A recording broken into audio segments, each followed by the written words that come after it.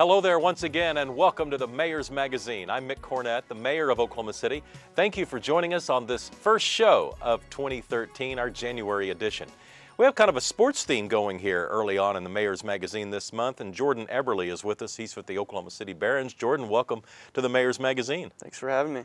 20 years old, an NHL All-Star last year. Tell me your initial thoughts on Oklahoma City and being part of our community. Well, first off, I was really excited. Obviously with the NHL not being on, it was a good chance to continue playing hockey. Like I said, I'm a young guy, so I still have a lot to learn and a lot to develop. So, Oklahoma is a great city, a lot of nice people here, and we're starting to get some pretty good fans. So I've enjoyed it.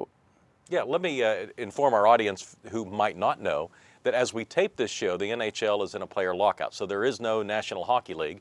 Us being a AAA affiliate of an NHL team, hockey is taking place at the level that Oklahoma City participates in, and so in a sense Jordan has been sent down, but it's really a godsend for players of his age group because they still get to keep playing hockey while the older guys in the league are basically with their skates up and their feet up and they're sitting in front of the fire somewhere. Yeah, and we have such a young team in Edmonton, so we've actually sent a few guys down, and it's good. I mean, we a lot of our core guys that are going to be the big guys in Edmonton get to come down here, so it's good. We're gaining chemistry on and off the ice, and like I said, we've really enjoyed it down here. Okay, so when they said you're going to Oklahoma City, tell me your initial thoughts. You couldn't have spent a long time of your life thinking about Oklahoma City growing up in Canada.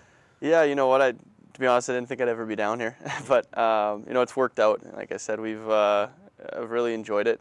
With the lockout, I'm a young guy and need a lot of time to develop. So, they've done a good job here. You were telling me you live downtown and you're able to, don't even really need a car. You just grab a bike and get to practice over at the Cox Center. Yeah, we practice, do all our stuff at the Cox, so it's been pretty easy. We just, like I said, grab a bike and everywhere you need to go is 5 minutes away. You're extremely well known among hockey fans throughout Canada, a lot of North America. Probably not in Oklahoma City. You can probably walk into any place and not get recognized. Is that a little bit different for you? It is a little bit different. It's actually kind of nice for a change. You're in Edmonton, people are always asking, when the power play or the, what's going on with the team or whatever. But you come down here, not many people know. It's definitely a hockey or a football and basketball town. So I've definitely taken it in. I missed the Sooner game, but we went to a few Thunder games and really enjoyed that too. All right, let me brag on you a little bit. Jordan was an all-star last year in the NHL. It was his second year in the league. He finished his second season with the Oilers with a team-leading 34 goals, 42 assists, which adds up to 76 points. In the entire league, he ranked 16th in goals and points in 2012. And as we tape this show, he's tied for the league lead this year with the Barons in goals and tied with a teammate for points. And you were named the all-time greatest performer in World Junior Hockey Championship history by a poll. What's the deal with that? That's quite an honor. Yeah, well, the World Juniors, it's probably not well known here, but in Canada. I'm very familiar with the World Juniors. I think it was in Buffalo a couple years ago. For that age group, teenagers basically, 16, 17, 18, 19 years old. That's the top hockey league for that age group in the world, I would guess. Yeah, and well, for Canada, it's huge.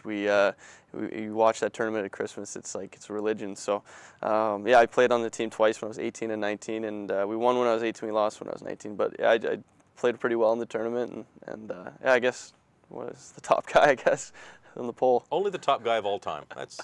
If that's the best you could do, Jordan, it's the best you can do. You should feel proud of yourself.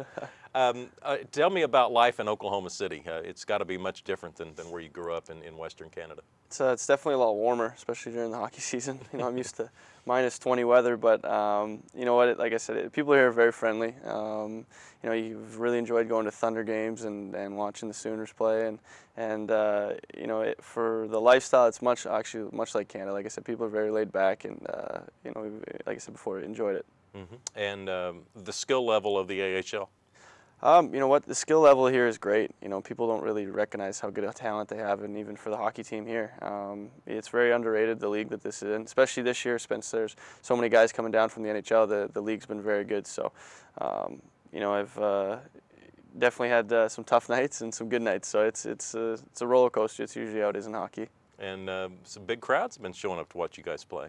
Yeah, we had our teddy bear toss the other night, and I think we had 6,000 people. So it's been good. I think we're starting to get a little more recognized throughout the community, and with a lot of few NHL guys being here and our team doing well, I think it's just going to get better. Now, it's hard for you to predict the future, but does it look to you like you're going to be in Oklahoma City for a few weeks or a few months?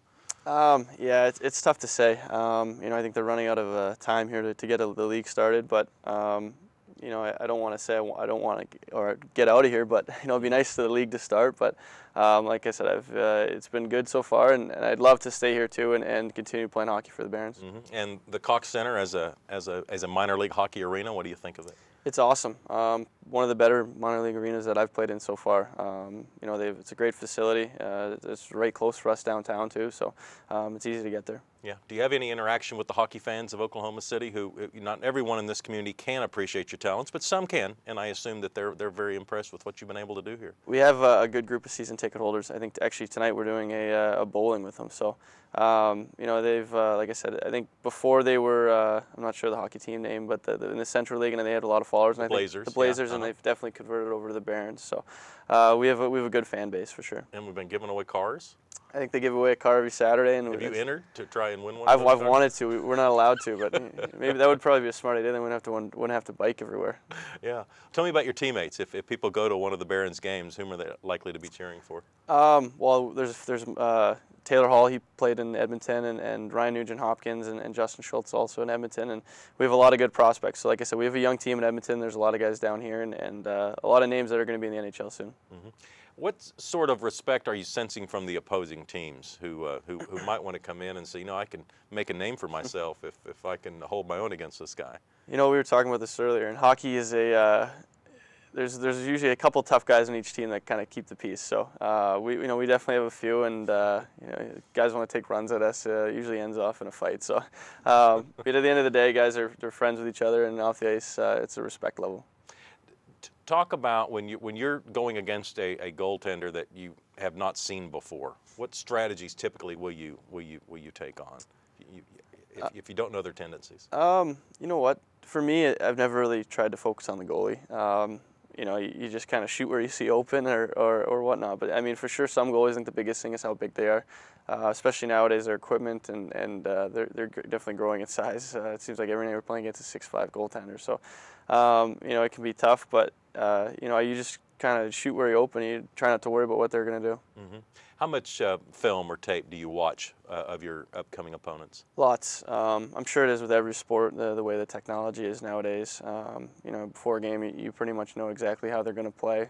Most teams play very similar as far as their systems on the ice and the power play and special teams. But you know, we definitely go over for at least 20 to 15 minutes before every game on each team. So it's definitely in depth. How involved are the Oilers in the types of strategies that the Barons employ? Very involved. Our coaches are usually down here, and like I said, with technology, they can watch every game from wherever they are. So, like I said, we have a lot of guys that are going to be household names in Edmonton soon. So, they're definitely keeping tabs on us, make sure we're developing the right way. And how much feedback are you getting from them on how you're doing here? Are they telling you to work on certain things? Yeah, for sure. We have guys that work on coming down and helping us do stuff, whether it's face-offs or one-timers or whatever it is. You know, they do a good job developing players. So you know, I think that, like I said, we have a good young team, and there's a lot of guys that are going to be big parts, and it's good that we're all down here working together. All right, Jordan Eberle with the Oklahoma City Barons. Thanks for coming on the Mayor's Magazine. Appreciate me having me. You'll be able to see Jordan and his teammates throughout the hockey season down at the Cox Center, and I'm sure Jordan and them would appreciate. Let's fill up the arena for them this season. And we certainly wish the NHL the best and would love to see them back playing, but in the meantime, we're the beneficiaries. And Jordan, thanks for coming to our community and being such a great role model for our kids. Thank you. All right, we'll be back with more of the Mayor's Magazine right after this.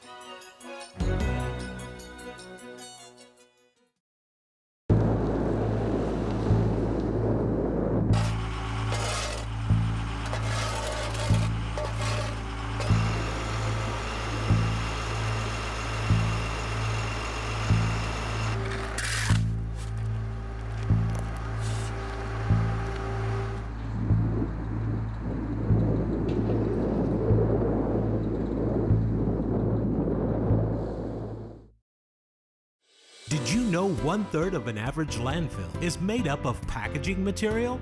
Why be part of the problem? Recycling is as easy as rinsing and throwing. No need to sort. Set out the little blue bin on your regular trash day.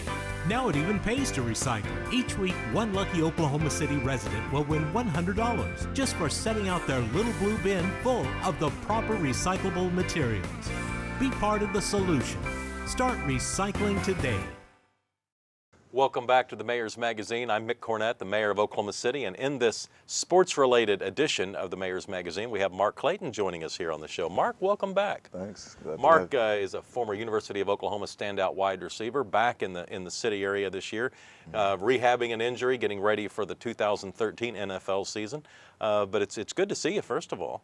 Thanks, appreciate it. Yeah. Good to see you, man. Yeah. Good to be back. And kind of give people an update. You were with Oklahoma 2001, 2, 3, and 4. And what happened after that? If people kind of lost track of you when you quit wearing the crimson and white, what have you been doing? Yeah, that happens, huh? Actually, that doesn't happen. So after that, I was drafted to the Baltimore Ravens in the first round, and went up there and actually built Baltimore East. We had it was me, Dan Cody went in the second round. Kelly Gregg was there. Corey Ivy was there. We had a good time, a great locker room, and with those guys, of course, it was cool to have them as teammates. Really good team. Yeah. Oh yeah. I mean, my first year, we only won 6 games, but it was really fun. I got there, and as a rookie, you got Deion Sanders, Ray Lewis, Jonathan Ogden, Suggs, Ed Reed, all these Hall of Fame guys. It made the year go fast, but it made it fun for me, like just to be in the NFL and be in this presence. So it was a good time. And following your stint in Baltimore? Following the stint, I was there 5 years, and after that, I was traded to St. Louis Rams. In St. Louis, I played my first 5 games with Sam Bradford. Was a great 5, and in the 5th game, I got injured and was out for the rest of the year. And I was able to come back the next year and unfortunately get injured again. And so here we are a year after that, out of football as a free agent, and now training to go back. Talk about Sam Bradford and how he's progressed from his college career. You didn't play with him at Oklahoma, right, but certainly you followed him because right, that's your alma mater. Right. And you got to be in the huddle with him. What type of a leader is Sam? Sam he has a quiet confidence about him. But his ability to retain knowledge is tremendous. I remember, when I first got there, actually, excuse me, the call that I made to him and told him that I was getting traded to St. Louis, he thought I was lying. I was like, no, for real, like I'm coming. We had talked about it. I was here training prior to him getting drafted, and I was like, man, I'm gonna come play with you one day. He was like, yeah, that'd be tight. And so to get traded there was pretty cool. But what I saw, and from the offensive coordinator, he was telling me, like, look, Sam is going to be special. Sam has the ability to retain so much knowledge, and he gets the game. So we're just going to let him rip, just let him fly. And our first game, man, we threw about 55 times. I was like, I like this. Coming from Baltimore as a receiver, and I had like 10 catches or something like that. I was like, yeah, I can get used to this real fast. But he was able to adjust and pick it up in a way that was really impressive. Having played in Baltimore with Steve McNair and Joe Flacco as a rookie, and then to see him come in as a rookie and play the way he played was very impressive. Advances in medical procedures has greatly enhanced players' ability to get back on the field and perform at a high level. What are they telling you about your specific injury and your chances of being back next year? My injuries were significant, and I mean, it was ruptured patellar tendon.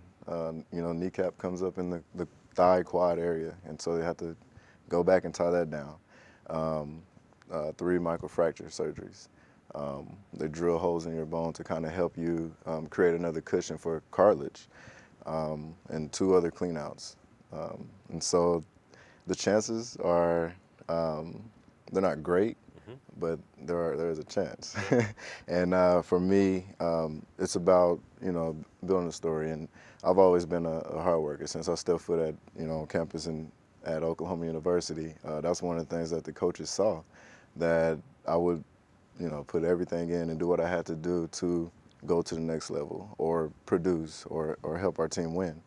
And so likewise, even now, I feel like I'm still leaving a legacy, and the journey back and the path back will be daunting and long and tedious and tough, but it's possible. And I know, like, getting back will create a story for somebody else that they can look at and say, man, if he can do it, I can do it. Well, have you recovered from the injuries enough to start rehabbing, or do you have to wait to start that? No, I've recovered well. By the grace of God, I'm able to run and do my regular training and everything. And so at this point, I'm feeling good.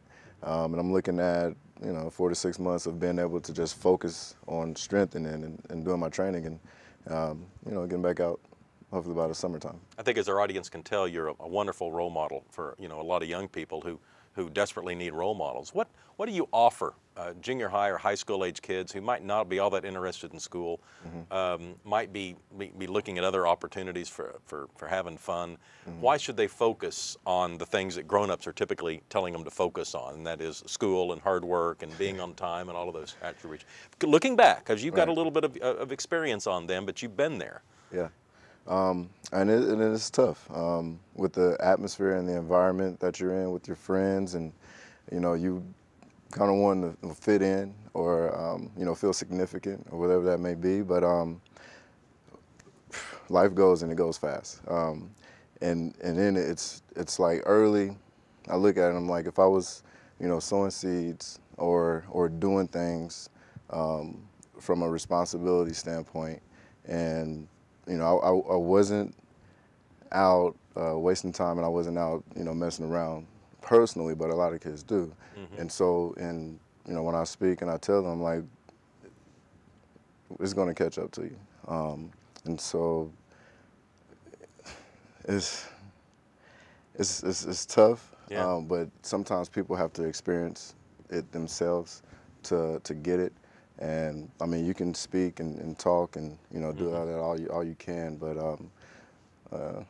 experience is the greatest teacher. Well, you must have had friends. I know I did, and most grown-ups do. Had friends who made bad decisions, at teenage years. What do you remember from seeing young men and women that you knew who had great opportunities if only they had made better decisions then?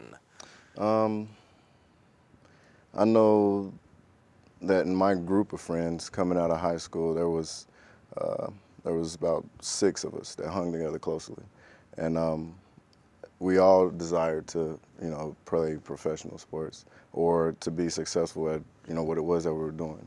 And actually, I was the only one that was able to make it to the level that I made it to. And a lot of those guys, or a lot of guys that I was around, did things that, caused them, whether it was from a character or attitude standpoint, or a decision that put them in jail, or whatever it was, cost them the talent and the ability that they had. They weren't allowed to, show it or use it to progress. So the decisions that they made and that, we all make collectively influence our future. And we don't know what that is and we don't see that, but listening to the people who are telling you these things, responsibility, listen, go to class, do all this stuff. They know what they're talking about. Yeah. And well, did you have people in your life that were helping to serve as good role models for you? Did you have family members or mentors close by who had gone to college or who had acted responsibly? Or what was the difference? Why did you choose this path and others choose other paths? My mom pushed me in school. My grandma prayed for me.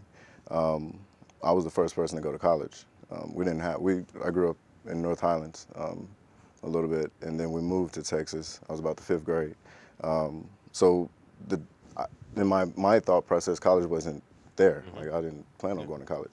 But the opportunity came through, sports. And even then, like football, I was on junior varsity as a junior, so the chances of going to college was little to none. And so I know ultimately, like, it was, God's grace, but I know that the people who prayed for me, who tried to tell me the right thing, even though, in their life they didn't make all the right decisions, but they said, because of the decision that I made, look at me. Right. And I'm telling you this because I know, and, I'm experiencing the opposite side, and I don't want you to experience that. They're right. And listening to them was pretty influential. So junior year in high school, you're on the JV team? Yes. That As a didn't quarterback. that didn't seem likely I wasn't even because a receiver. most guys by the time they're juniors are committing to colleges these Certainly. days and giving verbal commitments to the better universities. What happened during that junior year or in the off season before your senior year that elevated you to a person who would sign a letter of intent with Oklahoma? We had injuries at the quarterback. I was a quarterback also, and we had injuries at the quarterback position on varsity, and they had to bring me up to play. They were stuck with terrible. you. Yeah, they didn't have a choice. And then what happened? So I got up and we played Duncanville my first game, and we lost 30-0. I don't think we crossed the 50 one time. It was bad. Yeah. What kind of offense were you running? They put me under center, a lot of running, Okay. wishbone, running around. Options, yeah. And needless to say, they're like, Mark, we need to try you at another position. And they put me at receiver. I played one game at receiver the end of my junior year. And then going into the next year, there was the 707 summer camp that they do in Texas, which is really big. It's an opportunity. A lot of people are watching, and you had an opportunity to show a wider audience what you could do. Right. Texas A&M is where they do the state championship of that, and so they had about 64 teams, and we went down and we made it, I want to say, into the top 16. And from there, that was when I got my first kind of letter of we seen your talent, and that was from Texas A&M, and I mean it must have just surprised you clicked. quite a bit. I mean, a year before you're on the JV team, and a year later you're getting letters from universities. Oh yeah, I didn't. At a new position. Yeah, to me, I mean, I was having fun. I was enjoying what I was doing. I mean, I had no idea like what was going on, and as the letters started to pile up, it was like, wow, look, like this is, I think we can do something here. Well, I will fast forward. You became one of the best receivers in Big 12 and University of Oklahoma history. So congratulations on that. And I hate to compress all those great successes into one sentence, but I want to give you a chance to talk about what you're doing now. What are you doing here in the off season? And as you look ahead toward a career after football, what are you thinking? Right now, as I'm off, I'm trying to, what I do is connect with things that I believe serve a purpose or a cause. And what I have connected with is Visalis, the Body by Vi 90-day challenge, health challenge, and it started with my family personally, because we suffer from obesity and diabetes and all the things that come from that, and so seeing how it impacted their lives, like I really wanted to get it out or in the hands of as many people hands as possible. And encourage them to make a lifestyle change when it came to their nutrition. And I mean, that's in a nutshell. That's what we do now. There's so many different aspects to the challenge itself and the platform that we present. But is this a lot of physical training, or is it a supplement? What exactly is the problem? It's meal replacement, and so it's supplement. It's nutrition. Yeah. And it's about getting healthier and probably losing weight, but. Yeah, well, but definitely losing fat. Most definitely. So changing that body composition, and I tell a lot of people I've trained all my life, and I like nothing impacts the body like nutrition. Yeah. I mean, you can go run and work out, and you can do that. If you're not eating right, you're not going to see anything. Right. And so taking care of it from the inside out is definitely the way to go when you're looking at it. So we encourage people to make the lifestyle change from that perspective. All right, Mark Clayton, you're a true gentleman, and I appreciate the role model that you've become for our community. Thanks. All right. Appreciate you having me. You bet. Mark Clayton, NFL free agent, ready to get back in 2013, and in the meantime, trying to help people become better, more active, and more physically fit. Mayor's Magazine continues after this. Did you buy the flashlight and the batteries? Yes. Did you make sure we're not missing anything in the first aid kit? Yep. Did you go through the plan with the kids again? Yes. The more you prepare today, the more you'll be able to reduce the devastating effects of a tornado, an earthquake, a power outage, or any other disaster. Get a kit, make a plan, be informed. Visit ready.gov. That's a wrap, Rumble.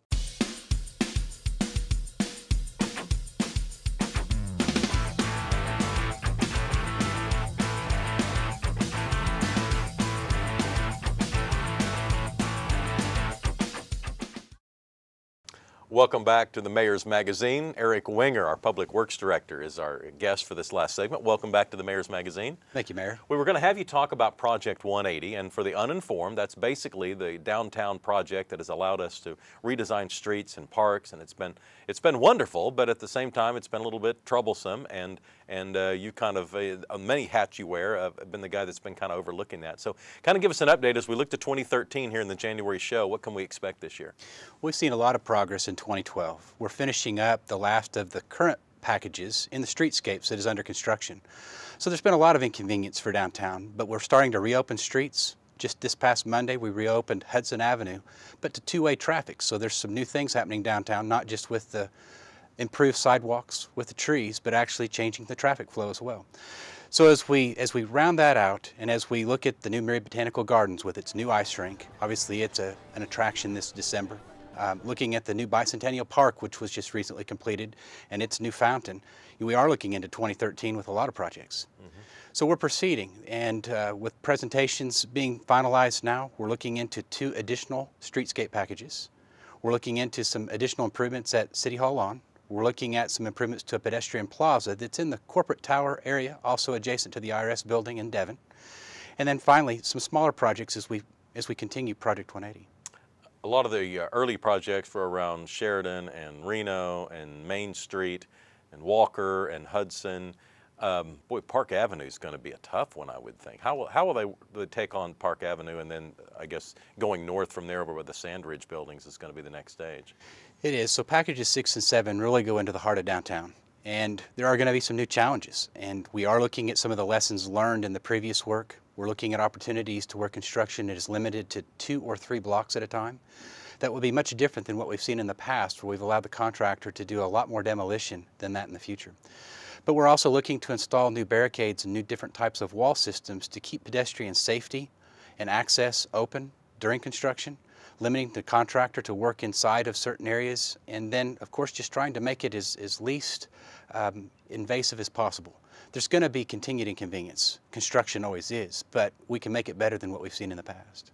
A lot of these streets hadn't been torn up in a long, long time. What have we found when we've gone down 5 feet and 10 feet and some, I guess, even deeper in some cases?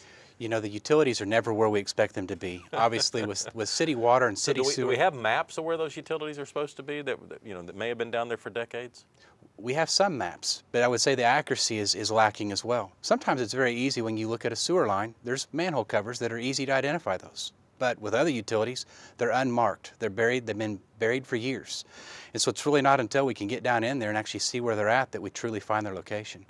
But we've learned a lot, and I think as we limit the amount of construction that we allow a contractor to go out ahead on, it's going to really limit that exposure. I think our risk will greatly decrease. We've had some outages. We've had gas lines hit. We've had water lines broken. That may still happen, but we are going to try to minimize that the best we can. Are you finding stuff that may have been down there for 100 years or so since the early days of the city? You know, I think one of the things that's maybe not as surprising to many that are still in the city, but we're still pulling out a lot of the old streetcar rail that was original to Oklahoma City decades ago. I would expect that we'll probably pull out additional track, but again, it's not track that can be reused. Right. It's been buried under layers of asphalt, but we'll be putting new track in as a part of course, MAPS 3. But that's probably one of the finds. Other than that, I would say sometimes we find basements that extend out further from buildings than anticipated. They're underneath sidewalks. Those those are challenges for us to deal with, and we do that building by building. Mm-hmm. So it's every day's an adventure. It is. All right, Eric Wenger, thanks for coming on the show. You're welcome. All right, Eric Wenger is our Public Works Director, does a terrific job, and has been working on a lot of really high-profile city projects for a long, long time. We appreciate your service to Oklahoma City. And that's going to do it for the January edition of the Mayor's Magazine. Thank you for joining us. I also want to thank our guest, Jordan Eberle, and of course, Mark Clayton, along with Eric Wenger. We'll be back next month with another show. See you then.